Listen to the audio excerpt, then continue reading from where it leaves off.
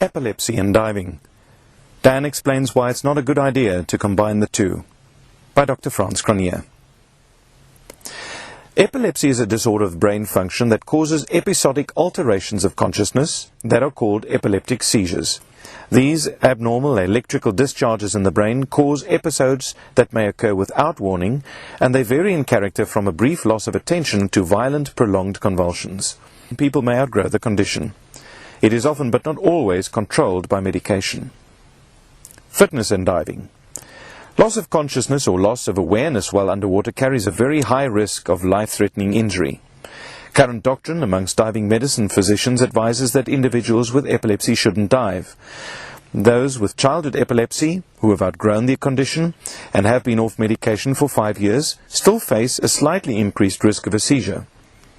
To make an informed decision about diving, these individuals should discuss this with their personal physicians, families, and diving companions. Medication used in treatment. Anti-seizure medication acts directly on the brain and may interact with the high partial pressures of nitrogen. This may produce unexpected side effects. History of seizures without a clear diagnosis of epilepsy. This is indeed a cloudy question, since many variables can cause transient alterations of consciousness. These alterations of consciousness, including fainting or reduction in blood pressure, are very common in young people. So are alterations in heart rhythm in older people, and the effects of medication and psychological events, such as hallucinations. Conclusion. Any loss of consciousness underwater is likely to have a bad outcome. When diving, using nitrox or mixed gas as a breathing gas, the increased partial pressure of oxygen can increase the chances of seizures. So can increased carbon dioxide.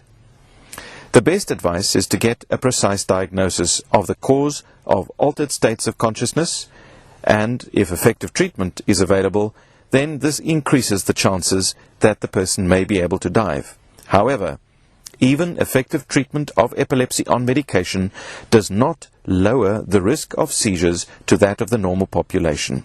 The chances are still greater and the implications devastating. You cannot make a reasonable decision to dive until everything is sorted out, and it may take some time and a visit to a neurologist or other specialists. It's always wise to ask your doctor, a diving medical doctor, or get advice via the Dan hotline before making your final decision. The issue of epilepsy and scuba diving is a complicated one.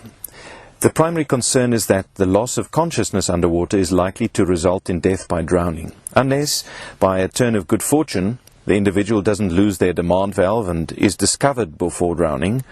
They don't breath hold during ascent with a rescue attempt as a result of laryngospasm or the inability to exhale. They receive effective resuscitation immediately at the surface, and they don't go into cardiac arrest. So there are a lot of ifs. Unfortunately, this isn't always the case, and the death rate as a result of unconsciousness underwater is between 30 and 70%. In the case of an underwater seizure, it may be even higher. Diving induces many stimuli known to independently precipitate an epileptic seizure, such as flickering lights, hyper or hypoventilation, and sensory deprivation. So if there's even a marginal risk for seizures, this may be increased significantly as a result of diving. Finally, even though an individual has not had epilepsy for a number of years, or after a certain age, the statistics still indicate that the probability of another convulsion is greater than the rest of the normal population, which basically is less than 1%.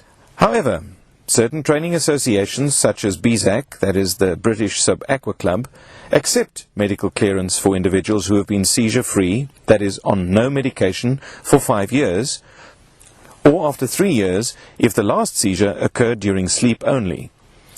This stance on the matter, made by the medical advisory panel, is based on the fact that the chances of developing another seizure decreases exponentially over time, and the diver would be approaching near normal levels after 5 years.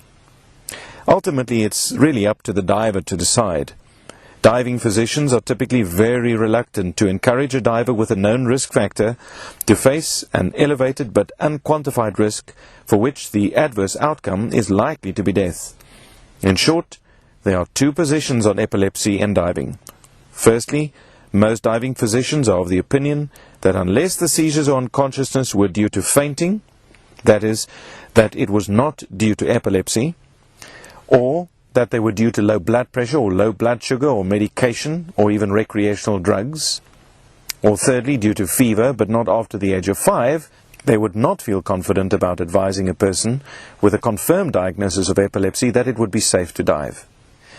Secondly, and on the other hand, there is some scientific support that individuals who have been free of seizures without medication are unlikely to have further seizures after a period of 5 years. So, for the moment, on both counts, it seems that the prospective diver would not be considered fit to dive, but after 5 years, we may again be faced with this question.